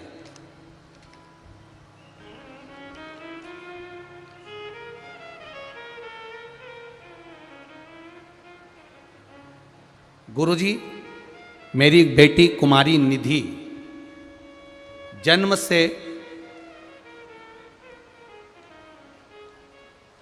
दिव्यांग है, सुनना बोलना नहीं आता। 12 वर्ष की हो गई है, उसका फोटो ये है। निधि जितेंद्र पाटिल, माता उज्ज्वला जितेंद्र पाटिल, पता नवल नगर झीरी, जिला बुरहानपुर। ये नवल नगर ही है ना, नवल नगर झीरी, जिला बुरहानपुर। ये मेरी बेटी है, 12 वर्ष की हो गई है गुरुदेव। ना ये सुन सकती है, ना ये बोल सकती है, दिव्यांग है। 12 वर्ष हो गए इसको ऐसा कैसा ही, उसका फोटो लगाया गया। 12 वर्ष, और 12 वर्ष इसको ऐसे कैसे ही हो गए, ना सुन सकती है ना बोल सकती है। गुरुदेव, किसी ने हमारे रिश्ते, थोड़ा आवाज़ खोलो भाई, गला पकड़ रहा है। मेरे रिश्तेदारों ने आकर बोला कि एक काम करें, अब इसको 12 साल तो हो गए, शिवजी पे जल चढ़ाएं, बेलपत्री चढ़ाएं, वो जल और बेलपत्री इसको देना चालू करें। देखते हैं, देकर देखो। पशुपतिनाथ का व्रत करना प्रारंभ करो, माँ हूं, बेटी के लिए व्रत किया, जल चढ़ाया, बेलपत्र चढ़ाई, जल और बेलपत्र लेकर उस बेटी को दिया और मैंने पशुपति व्रत करना प्रारंभ करा। मेरी बच्ची ना सुनती है ना बोलती है। अब गुरुजी उसको व्रत कराऊं तो कराऊं कैसे, वो समझ नहीं पाती। तब बाबा की कृपा से उसके लिए जब व्रत हमने प्रारंभ करा, आस्था और विश्वास किसको कहते हैं गुरुदेव शंकर के प्रति, कोई हमसे पूछे, हम तो बरहानपुर के ही निवासी हैं गुरुदेव। मेरी बेटी एक शब्द नहीं सुन पाती थी, 2-2, 3-3 कान की मशीनें रखी है, मशीनों से भी नहीं सुन पाती गुरुदेव, और ना बोल पाती है। हमने बेटी को जल देना प्रारंभ करा, बेलपत्र खिलाना प्रारंभ करा। शिवजी की बेलपत्र कोई कान पे लगा देते हैं, वही बेलपत्र उसको खिला देते हैं। बाबा की कृपा से बेटी के कान में थोड़ी थोड़ी आवाज आना प्रारंभ हो गई है। ये शिव तत्व। बेटी का फोटो देखिए आप, थोड़ी थोड़ी आवाज आना प्रारंभ हो गई। और मेरी बेटी जो एक शब्द भी नहीं बोल पाती थी, अब वो धीरे धीरे श्री शिवाय नमस्तुभ्यम का उच्चारण करना प्रारंभ कर रही है। उसका शब्द अभी थोड़ा आया है गुरुदेव, ज़्यादा तो नहीं आया, पर उसके शब्द का उच्चारण प्रारंभ हो गया। गुरुजी, शिव महापुराण नहीं है ये, शंकर जी ने अमृत दे दिया है संपूर्ण विश्व के लिए, जिसको लोग समझे। ये शिव तत्व है। कहीं बैठी हो तो हाथ जरूर हिलाना, जिसने भी ये पत्र लिखा है, कहीं बैठे हो तो हाथ जरूर हिलाना। कुमारी निधि जितेंद्र पाटिल, माता उज्ज्वला जितेंद्र पाटिल, नवल नगर जीरी, जिला बुरहानपुर। शिव तत्व है, शंकर ओघड़ी है, दया सागर है, कृपालु है वो। बस आपके विश्वास को मत टूटने दो। जितना भरोसा एक पत्नी पति पर करती है, एक पति पत्नी पर करता है, उससे भी लाख गुना भरोसा मेरे महादेव पर करना, वो दुख हर लेगा निश्चित, निश्चित वो दुख हरेगा। ऐसा कोई दुख नहीं है जो मेरे महादेव नहीं हर सकता। बस आपका भरोसा मत डिगने देना, विश्वास मत डिगने देना।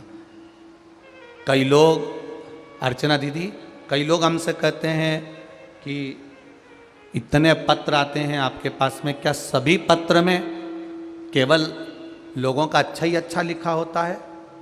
दीदी, इन पत्रों को हम कभी भी अपने सीहोर लेकर नहीं जाते, ये पत्र यहीं रखे रहते हैं और ढेरों में रखे रहते हैं। कई पत्र तो बस थोड़े बहुत पढ़ पाते हैं, थोड़े बहुत, ये ढेर, ये सारे पत्रों का ढेर है, इनको तो पढ़ ही नहीं पाते। आखिरी दिन आपको दर्शन करा देंगे एक साथ सारे पत्रों का, और सब पत्र में मोबाइल नंबर रहता है, सारे पत्र में एड्रेस रहता है, किस गांव में, किस कॉलोनी में, किस मोहल्ले में, किस जगह कौन रहता है, उस तक का वर्णन रहता है। किसी का भाग्य लिखने वाले हम नहीं, पर भाग्य बदलने वाला महादेव जरूर है, ये निश्चित है। वो लिखता भी है, लिखने वाला, पर बदलता वही है। आपकी दृढ़ता, आपका विश्वास, आपका भरोसा आप उस परमात्मा के प्रति रखो। एक पत्र आया, देखिए,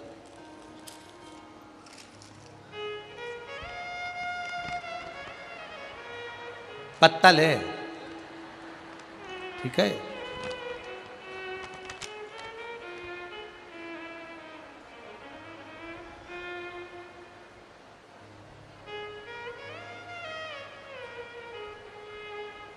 रेखा चौहान जलगांव से आई हूं, कहीं बैठी हो तो हाथ हिलाइएगा। रेखा चौहान जलगांव से, कहीं बैठी हो तो हाथ हिला दीजिएगा। पीछे हैं क्या, उधर हैं? अच्छा, इधर हैं, ठीक है, हाथ हिला दीजिएगा रेखा जी। मेरा नाम रेखा चौहान, जलगांव से आई हूं गुरुजी। मेरे गर्भ में गठान थी, डॉक्टर ने ऑपरेशन का बोला था, और वो गठान डॉक्टर ने दूसरी तरह की बता दी थी। गुरुदेव, डॉक्टर से दवाई लेकर आई, शिव जी को कुंदकेश्वर महादेव का नाम लेकर उस दवाई को खाना चालू करा। शंकर भगवान को 1 लोटा जल चढ़ाना प्रारंभ करा, एक बेलपत्र चढ़ाना चालू करी। बाबा का मैं क्या बखान करूं गुरुदेव। दूसरी बार जब सोनोग्राफी कराने के लिए गई तो वो डॉक्टर भी अचंभे में था, मेरी गठान गल चुकी थी। ये शिव तत्व है, ये शंकर है, ये पत्र हैं। बैठो बहन, श्री शिवाय नमस्तुभ्यम। ऐसे कई बाबा की कृपा है। आप केवल विश्वास मानकर सारी समस्या का हल, 1 लोटा जल, 1 बेलपत्र, 1 चावल का दाना, 1 पुष्प की पंखड़ी, वो भी ना हो तो 3 बार ताली, वो भी ना हो तो बोल बम का नारा है। बाबा एक सारा शिव को अपना बनो,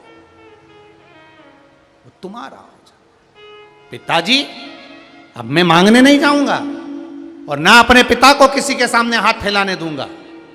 गुरु द्रोणाचार्य अब किसी के आगे हाथ नहीं फैलाएंगे। जिस महादेव ने मेरे को दिया है, जिस भगवान ने मुझे दिया है, अब उसके सहारे पर जिएंगे, उसके भरोसे पर जिएंगे, मेहनत करेंगे और उसके भरोसे पर जिएंगे। मेहनत करना नहीं छोड़ना है। अगर सच्चा गुरु होगा ना, सच्चा गुरु होगा तो वो कभी नहीं कहेगा कि मैं तुम्हारे लिए ये कर दूंगा। सच्चा गुरु कहेगा मेहनत तुम्हें करना है, परिश्रम तुम्हें करना है और फल देना फिर उसके हाथ में। आजकल लोग बहुत भटक रहे हैं, बहुत भटक रहे हैं, बहुत। दुनिया के लोग बहुत ना जाने कितने कितने चमत्कारों के चक्कर में पड़े हुए हैं। पर शिव कथा कहती है उस परमात्मा ने तुमको जन्म दे दिया, उससे बड़ा दुनिया का कोई आनंद नहीं, उससे बड़ा दुनिया का कोई क्रम नहीं। इस जन्म को पाने के बाद आप भगवान का भजन करो और अपने जीवन की सार्थकता प्राप्त करो। अच्छा करोगे तो भी लोग कहेंगे और बुरा कहोगे तो भी लोग कहेंगे। कहने वाला कहता रहेगा, आप अपना कर्म करते चलो। शिव कथा कह रही है, गुरु द्रोणाचार्य ने अपने बेटे अश्वत्थामा को अब गाय के दूध के लिए नहीं, अब अपने बेटे को प्रबल बनाने के लिए गुरु द्रोणाचार्य लग गए। आपसे भी निवेदन है, बेटे के लिए घर बनाओ, जमीन लो, जायदाद बनाओ, सत्ता बनाओ, और एक बात का विचार करना, क्या बेटा जमीन जायदाद सत्ता तुम देकर चले जाओगे, अगर बेटे को ज्ञान देकर नहीं जाओगे, या वीर बनाकर नहीं जाओगे, या प्रबल बनाकर नहीं जाओगे, या बुद्धिमान बनाकर नहीं जाओगे, तो क्या बेटा उस धन को संभाल के रख सकता है? नहीं रख पाएगा। एक दिन मालूम पड़े दोस्त के साथ लैपटॉप पर बैठा, शेयर मार्केट खेल लिया, शेयर मार्केट खेला या डब्बा खेला, मालूम पड़े पूरा घर जमीन सब बिक गई। क्या फायदा ऐसा? वो डब्बा खेला, वो शेयर मार्केट खेला, वो पैसा इकट्ठा करा हुआ मालूम पड़े 2 क्षण में चले गया, 2 क्षण में चला गया वो धन। 2 क्षण, एक बटन दबी उसमें खरीदा और एक बटन दबी उसमें बिका, समाप्त, गया धन।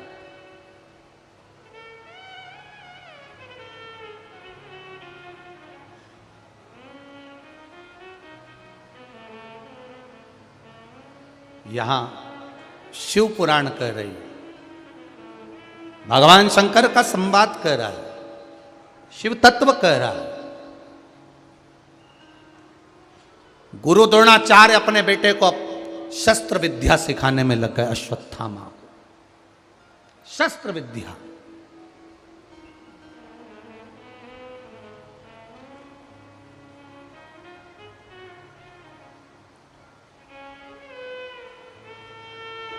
अब मां अपने बच्चे को अगर कुछ सिखाती है ना तो कहती है, आधा घंटा कार्टून शो देखने दूंगी, पहले मुझे लिख के बता। बोलो री माताओं, बोलो सही है कि गलत है? अपना मोबाइल दूंगी, लिख के बता। अगर तुझे यह याद हो गया तो मैं तुझे साथ लेकर जाऊंगी, नहीं तो घर छोड़ जाऊंगी। कुछ बच्चे को मां समझाकर उसको कहती है कि मैं तुझे ऐसा कर दूंगी, तू मेरा बस ये याद करके बता दे, तू ऐसा करके बता दे, मैं तुझे ऐसा कर दूंगी। ये मां का प्रेम है, ये मां की वात्सल्यता है, ये मां की करुणता है। ये मां अपने बच्चे को कैसे ज्ञान दे रही है, ये मां की वात्सल्यता के अंतर्गत आता है। गुरु द्रोणाचार्य ने कह दिया, अश्वत्थामा सुन, मैं जो विद्या दे रहा हूं, एक दिन में तुझे एक शस्त्र विद्या दूंगा। अगर उस शस्त्र विद्या को तू सीख गया तो मैं कहता हूं शंकर जी ने तुझे मुझे दिया है। शंकर जी तुझे एक बार अपने शिवालय का दर्शन कराने के लिए जाएं ना जाएं, मैं तुझे शिव के एक शिवालय का दर्शन रोज कराऊंगा। अश्वत्थामा ने कहा, पिताजी ठीक है, अगर मैं शस्त्र विद्या में एक दिन में एक विद्या सीख गया तो तुम मुझे एक शिवालय का दर्शन कराने ले जाओगे। गुरु द्रोणाचार्य ने कहा, ठीक है, मैं तुझे एक शिवालय का दर्शन कराने के लिए चलूंगा। पक्का? पक्का। अब अश्वत्थामा को गुरु द्रोणाचार्य शस्त्र विद्या सिखा रहे हैं। शस्त्र विद्या सिखाते, एक दिन में एक विद्या सिखा देते और सीख जाता, परीक्षा लेते और गुरु द्रोणाचार्य उसको एक शिवालय का दर्शन कराने जाते। आज निकल गया समय, निकलता गया, निकलता गया, निकलता गया। गुरु द्रोणाचार्य ने आज एक शस्त्र विद्या सिखाई। गुरुदेव ने आज एक शस्त्र विद्या सिखाई और शस्त्र विद्या सिखाते ही गुरु द्रोणाचार्य किसी काम से चले गए और भूल गए कि मुझे एक शिवालय का दर्शन कराना है। अश्वत्थामा रो पड़ा, आज मेरे पिता ने शिवालय का दर्शन नहीं कराया। पर मेरे पिता कहते थे कि शिव शिवालय का दर्शन कराता है, शंकर के मंदिर में जल चढ़ाने वो ही जा सकता है जिसको शंकर भगवान ने पसंद कर कर रखा होगा, दूसरा नहीं जा सकता। आप अपने बेडरूम में जितनी माताएं बैठी है, जितने भाई बैठे हैं, आप अपने कमरे में कोई भी सामान अटाला पसंद नहीं करते। तुम अपने कमरे में कोई अटाला सामान नहीं रखते हो। गुलदस्ता जो तुमको पसंद है, अलमारी में कपड़े जो तुमको पसंद है, ज्वेलरी जो तुमको पसंद है, वो तुम अपने कमरे में रखते हो। अलमारी तुम्हारी पसंद की, फर्नीचर तुम्हारा पसंद का, कूलर तुम्हारी पसंद का, एसी तुम्हारी पसंद का, पंखा तुम्हारी पसंद का, कमरे में कलर हुआ तुम्हारी पसंद का। अटाला रखने के लिए लोग घर में एक अलग से कमरा बनाते हैं जिसमें टूटा हुआ भंगार का सामान, बेकार सामान पड़ा रहता है। कोई व्यक्ति अपने कमरे में अटाला नहीं रखता तो मेरा महादेव भी अपने मंदिर में अटाले को नहीं लाता। मेरा महादेव भी अपने मंदिर में, अपनी कथा में, ये शिव महापुराण में, ये शिव महापुराण में भगवान भी कबाड़े को इकट्ठा नहीं करता। बहुत सारे कबाड़े होंगे बरहानपुर में जो अभी तक कथा में नहीं पहुंचे होंगे। तुम अपनी कीमत पहचान जाना,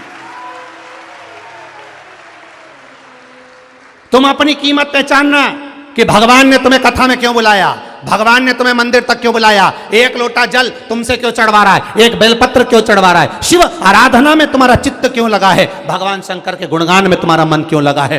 कभी स्मरण करना कि अच्छा व्यक्ति अच्छा सामान रखता है, मेरा भोलेनाथ भी अपने मंदिर में, अपनी कथा में, अपने शिवालय में, अपने देवालय में उसी को बुलाता है जिसको वो पसंद करता है, बाकी के सबको छोड़ देता है। छोड़। अब तुम किसी से कह भी दो, किसी को बोल भी दो, किसी को बोलो कथा में नहीं जा रहा, तू कथा में नहीं जा रहा, अरे घर में शादी है ना इसलिए जाना नहीं हो रहा। अच्छा, काम आ गया ना इसलिए नहीं जा रहा हूं, ऐसा हो गया ना इसलिए नहीं जा रहा हूं, ऐसा हो गया ना इसलिए नहीं जा रहा हूं। नहीं जा सकता, प्रयास करेगा तो भी नहीं जा सकता। नहीं ले गए गुरु द्रोणाचार्य अपने पुत्र अश्वत्थामा को। गुरुजी ने कहा था, पिताजी ने कहा था, उसने जन्म दिया है, वो दर्शन कराता है, शिवालय तक भी वो ले जाता है। आज गुरु द्रोणाचार्य नहीं आए तो अश्वत्थामा को लेने के लिए मेरे देव अधिदेव महादेव आए, लेकर गए शिवालय, लेकर गए शिवालय तक।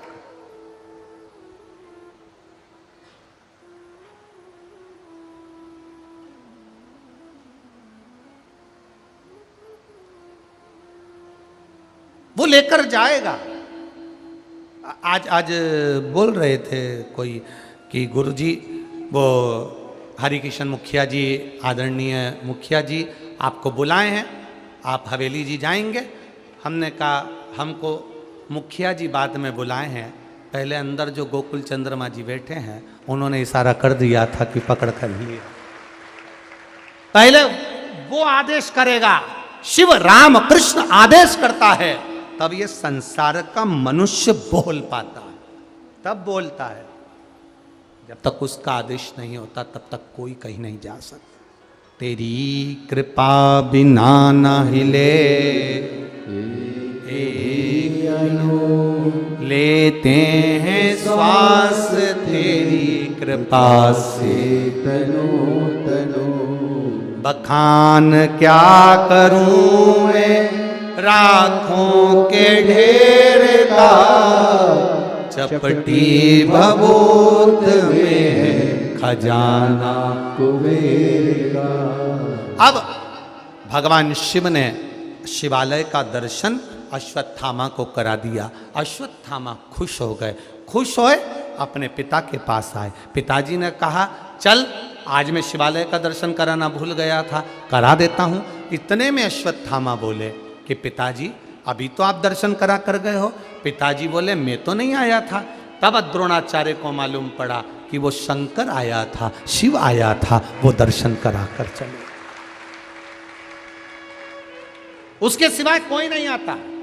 डॉक्टर कह रहे थे गांठ हो गई है, डॉक्टर कह रहे थे गोला हो गया है, एक व्रत करा, इतने समय से पेट नहीं दुखा, इतने समय से गोला नजर नहीं आया, इतने समय गठान नजर नहीं आई, पर उसने रखा।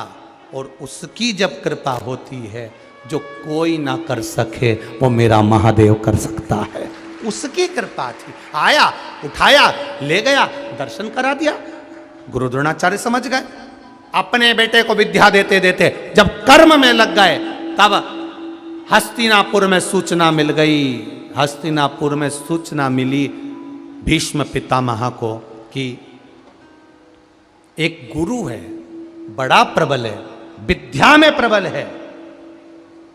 गुरु है और विद्या में प्रबल है, और इतना प्रबल उसकी शस्त्र विद्या से वो अपने बेटे को सिखा रहा है। उसका बेटा इतना प्रखर है, इतना प्रबल है, उसके जैसा भीष्म पितामह ने सोच लिया। राजाओं के पास सूचना कर दी, कौरव और पांडव इन दोनों को विद्या देने के लिए गुरु द्रोणाचार्य को बुलाया जाए। गुरु द्रोणाचार्य को जब विद्या देने के लिए बुलाया गया कि आप इनको विद्या दीजिए, आप इनको विद्या प्रदान करो। गुरु द्रोणाचार्य ने कहा मैं विद्या देने को मना नहीं है, दे दूंगा, पर मेरे पास में आपके बच्चों को मैं रख लूंगा, विद्या प्रदान कर दूंगा, पर आपके बच्चों को खिलाने के लिए, उनको रखने के लिए मेरे पास कुछ नहीं है। ये राजा के पुत्र हैं, इनको मैं क्या दूंगा। हस्तिनापुर के राजा ने कह दिया चिंता मत करो, हम नए भवन का निर्माण करा देते हैं, नई कुटिया, नया आश्रम का निर्माण करा देते हैं। हमारे बच्चे जहां पढ़ेंगे उसको हम अच्छा बना देते हैं, हम अच्छा बना देते हैं। यह हस्तिनापुर का राजा था जो बच्चों के भविष्य की बात करता था कि इन बच्चों की पढ़ाई जहां होगी, इन बच्चों का विद्याध्ययन जहां होगा, उसको मैं अच्छा बना देता हूं, श्रेष्ठ बना देता हूं। ऐसा होना चाहिए राजा जो प्रत्येक स्कूल, प्रत्येक आंगनवाड़ी और प्रत्येक जहां बच्चों का भविष्य बन रहा हो उस स्थान को अच्छा बनाकर रखे और विद्या के लिए अग्रण्यता रखे। ऐसा होना चाहिए। पढ़ा लिखा व्यक्ति आपकी दृष्टि में कैसा होता है?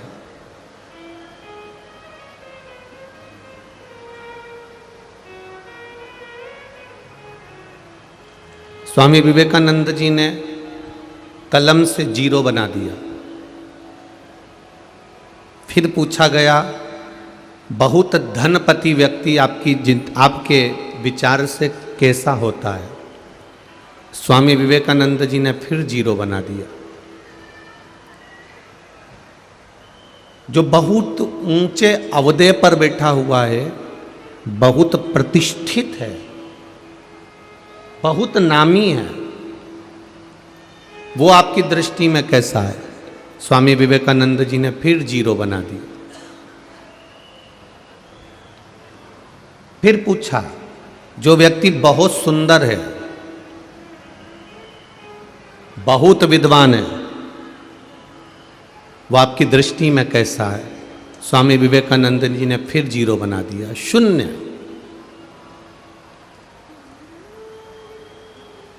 पूछा स्वामी विवेकानंद जी से कि आपने ज्ञानी के लिए, विद्वान के लिए, सुंदर के लिए, वैभवपति के लिए, धनपति के लिए, सत्तापति के लिए, जो बड़े ओहदे पर बैठ गया, बहुत बड़ा पद उसको प्राप्त हो गया, बहुत पढ़ लिख गया, उसको भी आपने जीरो बोल दिया, शून्य बोल दिया।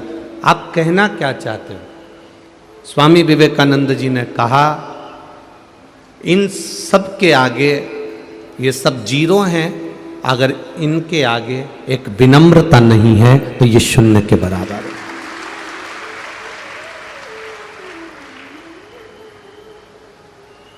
हम डॉक्टर बनकर बैठ जाएं, हम बहुत ऊंचे ओहदे पर जाकर बैठ जाएं, हम बहुत जज की कुर्सी पर, कलेक्टर की कुर्सी पर, न्याय की कुर्सी पर जाकर बैठ जाएं, और अगर हमारे भीतर विनम्रता का शब्द नहीं है, हमारे भीतर नम्रता नहीं है, विनम्रता नहीं है, तो आप कितने भी ऊंचे पद पर पहुंच जाओ, जब तक कुर्सी रहेगी तब तक दुनिया के लोग आपको सलाम ठोकेंगे, हुजूर हुजूर करेंगे, पर कुर्सी जाने के बाद कोई तुम्हारा मुंह देखना पसंद नहीं करेगा। अगर विनम्रता रही, आप में नम्रता रही, विनम्रता रही, तो ये निश्चित है, ये पक्का है। अगर विनम्रता रहेगी तो आप कितनी भी ऊंची कुर्सी से आप रिटायर हो जाओगे, तो भी गांव के लोग, नगर के लोग, मोहल्ले के लोग, क्षेत्र के लोग आपको भूल नहीं पाएंगे। आप कितने भी ऊंचे ओहदे से नीचे आ जाए, आपकी विनम्रता समाप्त नहीं होना चाहिए, आपकी विनम्रता खत्म नहीं होना चाहिए।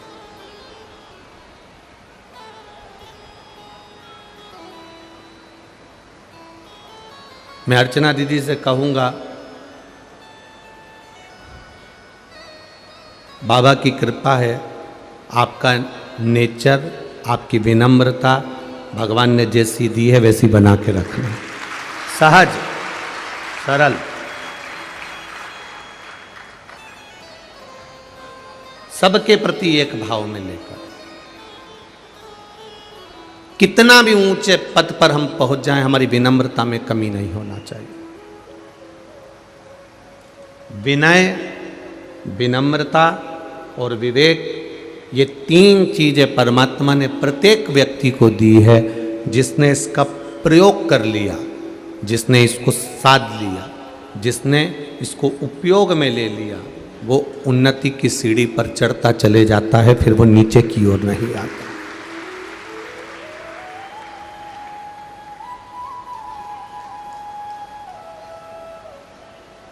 आपकी विवेकता, आपकी विनयता, आपकी विनम्रता आपको भगवान की भक्ति की ओर अग्रणी करती है। जब राम जी महाराज वन में घूम रहे थे, वन में विचरण कर रहे थे, वन में घूमते घूमते घूमते घूमते लंका तक जब पहुंचे, बीच में शबरी अम्बा का झोपड़ा आया, कुटिया आई, आश्रम आया। माँ शबरी अम्बा के आश्रम में जब राम जी महाराज गए, झोपड़े में गए, कुटिया में गए, तब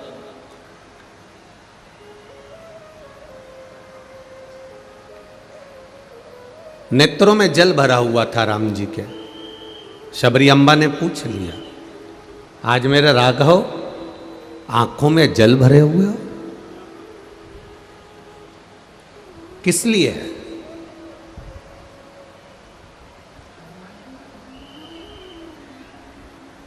जानकी जी कहीं चली गई हैं, उनको ढूंढ रहे हैं।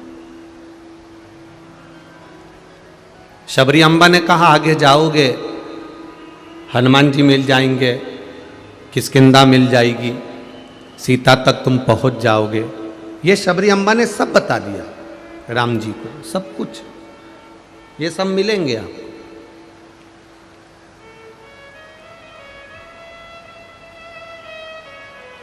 और मैं जानती हूं शबरी अम्बा कर रही हैं कि सीता को ले जाने वाला कोई राक्षस है, सीता को ले जाने वाला लंकाधिपति रावण है, वो ले गया। पर राम, तुम चिंता मत करना,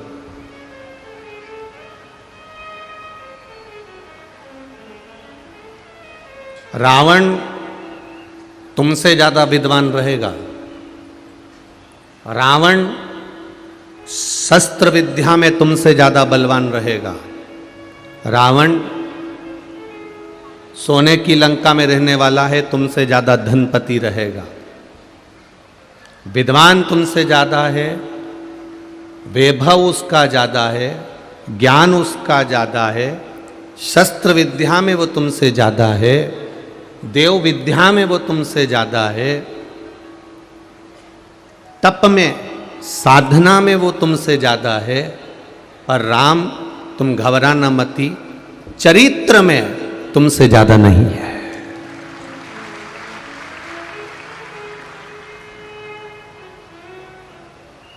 तुम चरित्रवान हो और वो चरित्रविहीन हो गया। पर नारी को जब उसने स्पर्श कर लिया, पर नारी को यदि वो लेकर आ गया, पर नारी को यदि वो ले आया है, पर नारी को यदि वो खींच लाया है, पर नारी को यदि वो लेकर आया है, तो वो अपने चरित्र से वंचित हो गया है, अपने चरित्र से।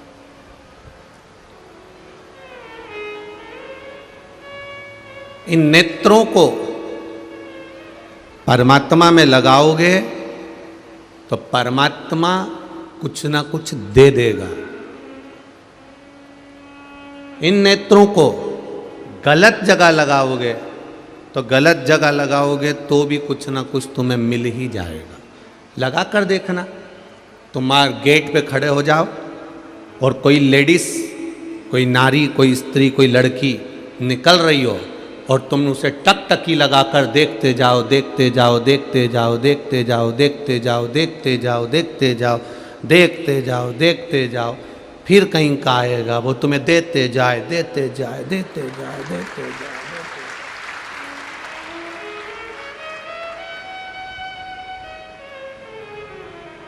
एक स्त्री को, एक नारी को तुमने टकटकी लगाकर देखा, एक दृष्टि से देखा, तो लोगों ने तुमको देना चालू कर दिया। यदि एक नारी को तुमने एक दृष्टि से देखा तो लोगों ने तुमको देना चालू कर दिया। अगर मेरे भोलेनाथ को एक दृष्टि से देख लोगे तो वो भी तो देना चालू करेगा। वो कैसे छोड़ सकता है? तुमने किसी नारी को एक टकटकी देखा और देखने पर लोगों ने दिया, तुम्हारा नाम भी थोड़ा सा खराब हुआ कि कैसा आदमी है बताओ, नारी को एक टकटकी से देख रहा है। अगर तुम किसी चौराहे पर खड़े होकर स्त्री को देखोगे तो नाम खराब होगा, और किसी मंदिर में जाकर महादेव को देखोगे तो नाम ऊपर जाएगा कि वो शिव का है। संसार के लोगों को देखने में और परमात्मा को देखने में यही अंतर है। संसार के लोगों को देखोगे तो जूता मिलेगा और परमात्मा को देखोगे तो वैकुंठ मिलेगा। बस यही अंतर सबसे भारी है। उस परमात्मा की अविरल भक्ति को हम क्यों ना प्राप्त करें? उस परमात्मा की अविरल भक्ति को हम क्यों ना प्राप्त करें? और यदि हमने परमात्मा की विरल भक्ति को प्राप्त करा। ये जितनी इंद्रियां मिली हैं, 5 कर्मेंद्री, 5 ज्ञान इंद्री और एक मन रूपी जो इंद्री मिली है, ये इंद्री ऐसे ही दे दी क्या परमात्मा ने? ये परमात्मा में लगाने के लिए दी।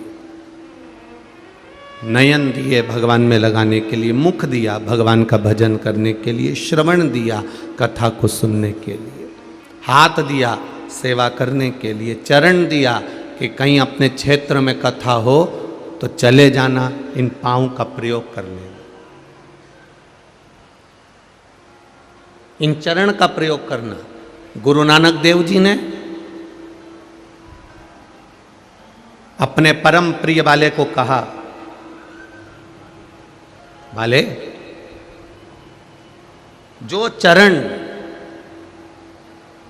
परम पूज्य संतों में संत, संतों में संत शिरोमणि गुरु नानक देव जी कह रहे हैं, बाले जो चरण चलकर गुरु के द्वारे तक जाता है, जो चरण चलकर भगवान की चौखट तक जाता है, बाले वो गुरु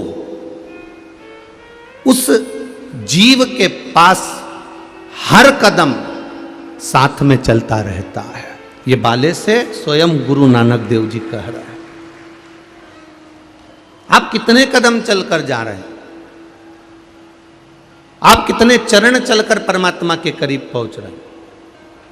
आप कितने चरण चलकर गुरु के द्वार तक जा रहे हैं? वो परमात्मा आपके साथ चल रहा है। विश्वास दृढ़ी कर कर परमात्मा को प्राप्त किया जा सकता है।